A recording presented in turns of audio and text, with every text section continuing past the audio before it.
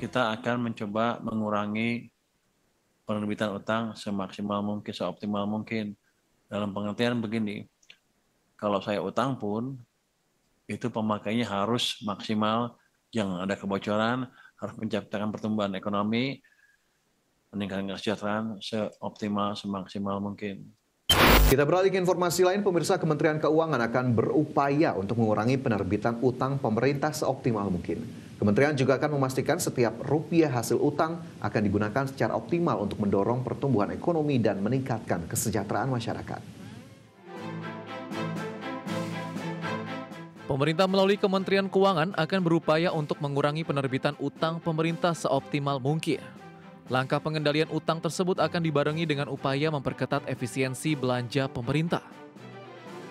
Menurut Menteri Keuangan, Purbaya Yudi Sadewa, pihaknya akan memastikan setiap rupiah hasil utang akan digunakan secara optimal untuk mendorong pertumbuhan ekonomi dan meningkatkan kesejahteraan masyarakat. Purbaya menegaskan Kementerian Keuangan akan memotong pos pengeluaran yang tidak produktif tanpa mengganggu program prioritas pemerintah. Kita akan mencoba mengurangi penerbitan utang semaksimal mungkin, seoptimal mungkin. Dalam pengertian begini, kalau saya utang pun, itu pemakainya harus maksimal, jangan ada kebocoran, harus menciptakan pertumbuhan ekonomi, meningkatkan kesejahteraan seoptimal, semaksimal mungkin. Depan kita akan coba kontrol belanja pemerintah kita supaya lebih baik, sehingga yang nggak perlu-perlu saya bisa mulai potong. Total outstanding utang pemerintah pusat mencapai 9.138,05 triliun rupiah per Juni 2025.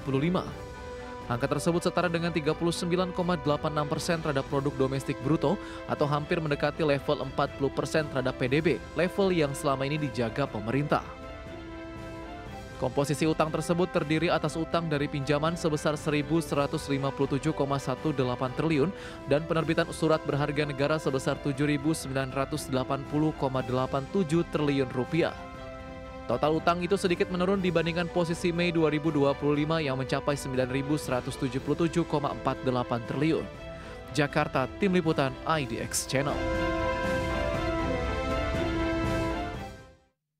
Pemirsa, pemerintah tengah memburu 200 konglomerat penunggak pajak dengan total tunggakan mencapai 60 triliun rupiah. Pemerintah menegaskan tidak akan membiarkan satupun dari penunggak pajak lepas dari kewajibannya. Pemerintah tengah memburu 200 konglomerat penunggak pajak dengan total tunggakan mencapai 60 triliun rupiah. Para penunggak tersebut merupakan wajib pajak kategori prominent atau orang-orang kaya yang mendapat pemantauan khusus. Dalam keterangannya, staf ahli Menteri Keuangan bidang kepatuhan pajak Yon Arsal mengungkapkan, proses penagihan piutang pajak secara rutin dilakukan oleh Direktorat Jenderal Pajak mencakup penunggak dengan nominal kecil hingga besar. Penagihan dilakukan oleh masing-masing kantor pelayanan pajak melalui seksi penagihan. Namun tidak menutup kemungkinan dilakukan langsung Direktorat Jenderal Pajak Pusat. Yon memastikan sesuai arahan Menteri Keuangan Purbaya Yudi Sadewa, 200 penunggak pajak tersebut akan terus dikejar hingga akhir 2026. Pemerintah tidak akan membiarkan satupun dari mereka lepas dari kewajibannya. Sebelumnya Menteri Keuangan Purbaya menyebut, dari total piutang pajak 60 triliun rupiah sejauh ini pemerintah telah berhasil mengumpulkan hampir 7 triliun rupiah dengan sebagian pembayaran dilakukan secara bertahap. Jakarta, Tim Liputan IDX Channel. Baik, itu tadi berita bagaimana kemudian pemerintah saat ini berupaya mengejar 200 konglomerat tadi untuk kemudian menunaikan utang-utangnya. Tapi kalau kita lihat dari realisasinya, semoga saja ini bukan hanya upaya untuk kemudian meredam kekhawatiran di publik, di masyarakat, tapi betul-betul ampuh begitu realisasinya. Sebagaimana kalau kita ketahui seringkali mungkin berhadapan dengan konglomerat atau orang-orang berpengaruh seperti ini ada kepentingan politik atau ekonomi yang seringkali ujung-ujungnya kurang transparan nih. Gitu. Nah, ini juga kita sambungkan dengan pernyataan Menteri Keuangan sebelumnya, Pak Purbaya, yang menyatakan tax amnesty tidak akan kembali diterapkan karena ini akan membuat para pengemplang pajak akan memanfaatkan momentum tax amnesty secara terus-menerus untuk kemudian menghindari kewajiban pajak di Indonesia, sehingga akhirnya upaya ini tentu harus kita dukung agar kemudian bisa secara optimal para pengemplang pajak ini dikejar agar kemudian potensi pendapatan negara bisa didapatkan dan tidak lagi terulang ataupun tidak ada lagi oknum-oknum nakal lainnya yang memang berani untuk menghindari kewajiban perpajakan di Indonesia. Baik, kita tinggalkan informasi tadi, pemirsa, kita bergeser ke informasi berikutnya di mana pemerintah tengah melakukan evaluasi terhadap kebijakan devisa hasil ekspor yang telah diberlakukan sejak Maret 2025. Ya, pemirsa, menurut Menteri Sekretaris Negara Prasetyo Hadi, langkah tersebut dilakukan menyusul hasil penerapannya yang dinilai belum sesuai harapan. Mensesnek juga mengakui masih terdapat sejumlah celah yang membuat potensi devisa belum bisa dimaksimalkan untuk memperkuat perekonomian nasional. Seperti diketahui, kebijakan DHE SDA mulai berlaku pada 1 Maret 2025 setelah Presiden Prabowo menetapkan PP nomor 8 tahun 2025. Aturan tersebut mewajibkan eksportir sektor pertambangan menempatkan 100% devisa hasil ekspor di Bank Nasional selama 1 tahun dengan target peningkatan devisa hingga 80 miliar dolar Amerika Serikat. Sementara sektor migas dikecualikan sesuai PP nomor 36 tahun 2023. Sudah berlaku mulai bulan Maret. Jadi tadi membahas untuk melakukan evaluasi sejauh mana efektivitas dan dampak terhadap diberlakukannya DHE. Ya, masih ada beberapa yang memungkinkan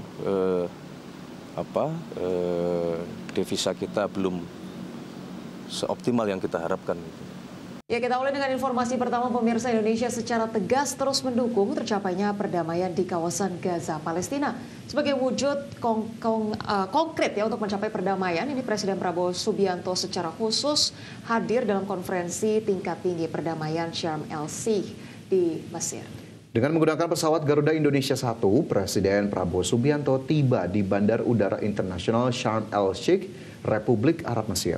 Kedatangan Presiden disambut langsung Kepala Negara Kairo yakni Chamberlain, Kepresidenan Mesir Mohamed Mokhtar, Duta Besar Indonesia untuk Mesir Lutfi Rauf, dan Atase Pertahanan KBRI Kairo Kolonel Laut Purnawirawan Dafri Syahrudin. Selama berada di Kairo, Presiden Prabowo dijadwalkan menghadiri KTT Perdamaian Sharm el-Sheikh. Pada KTT ini rencananya Presiden Prabowo akan menyaksikan upacara penandatanganan perjanjian perdamaian dan penghentian perang di Gaza, Palestina. Hadirnya Presiden Prabowo dalam KTT Sharm el-Sheikh ini semakin menunjukkan peran penting Indonesia dalam mendorong terciptanya perdamaian di kawasan Timur Tengah, khususnya daerah konflik Gaza. KTT Perdamaian Gaza tersebut rencananya juga dihadiri Presiden Amerika Serikat Donald Trump, Raja Yordani Abdullah II, Emir Qatar Sheikh Tamim bin Hamad Al Thani, Presiden Turki Recep Tayyip Erdogan, Presiden Prancis Emmanuel Macron, Perdana Menteri Arab Saudi Muhammad bin Salman Al Saud, serta Sekretaris Jenderal PBB Antonio Guterres.